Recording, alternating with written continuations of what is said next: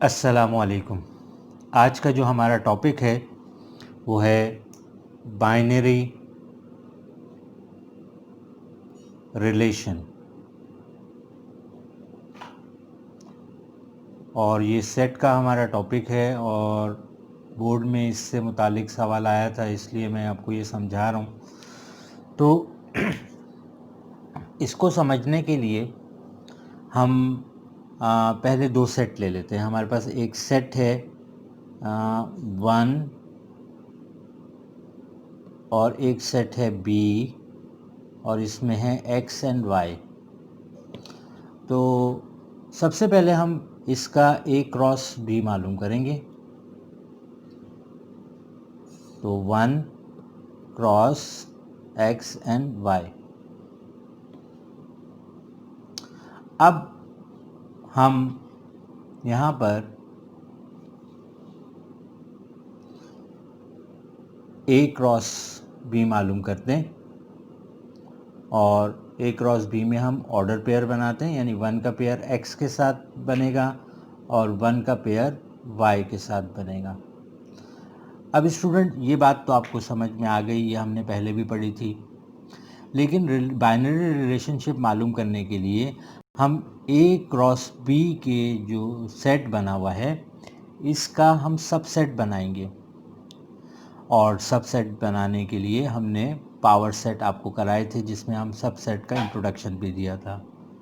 तो हम A cross B में हमारे पास दो एलिमेंट हैं। एक पेयर हमारे पास ये बना हुआ है 1x और दूसरा है 1y। इसका मतलब है कि A क्रॉस B के अंदर दो एलिमेंट है, तो हम लिख देते हैं 2 पावर n। ये फॉर्मूला है कि how many subset this set is, कि इस सेट के सबसेट कितने होंगे। तो एलिमेंट है दो, एक और दो, तो 2 पावर 2। अब यहाँ पर स्टूडेंट बाज़ वक़्त गलती करते हैं, वो कहते हैं 2 मल्टीप्लाई बाई 2। नहीं, this 2 multiply 2 time, 2 multiply by 2 time, answer will be 4। अगर आप ये समझते हैं कि 2 मल्टीप्लाई बाई 2, तो फिर यहाँ पे 3 होगा तो आप 2 मल्टीप्लाई बाई 3 कर देंगे, जो आंसर आएगा 6, और ये जो रॉन्ग होगा। इसका मतलब अगर यहाँ पे पावर 3 होगी तो आपको 3 को 3 टाइम मल्टीप्लाई करना पड़ेगा, जिसका आंसर 8 आता है। तो अब हम इसके सबसेट बना रहे हैं। तो पहला रिलेशनशिप सबसेट में क्या होता है, एम्प्टी सेट। दूसरा रिलेशनशिप यहाँ पे क्या बनेगा, वो बनेगा x 1x का पेयर। तीसरा रिलेशनशिप क्या बनेगा, 1 पेयर y। और चौथा रिलेशनशिप क्या बनेगा,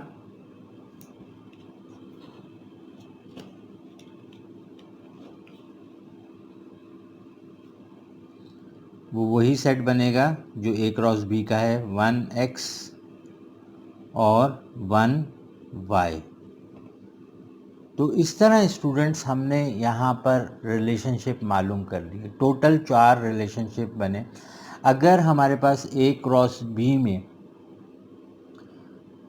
ज़्यादा वैल्यूज़ हों, यानी फॉर एग्ज़ाम्पल यहाँ पे एलिमेंट 2 थे, अगर यहाँ पे हमारे पास एलिमेंट जो हैं, यहाँ पर एलिमेंट हमारे पास 3 होते, यानी यहाँ पर 3 पेयर होते, 1 2 एंड 3, तो यहाँ पे हमारे पास 2 पावर 3 होता, और हमारे पास टोटल सेट क्या बन रहे होते, 8।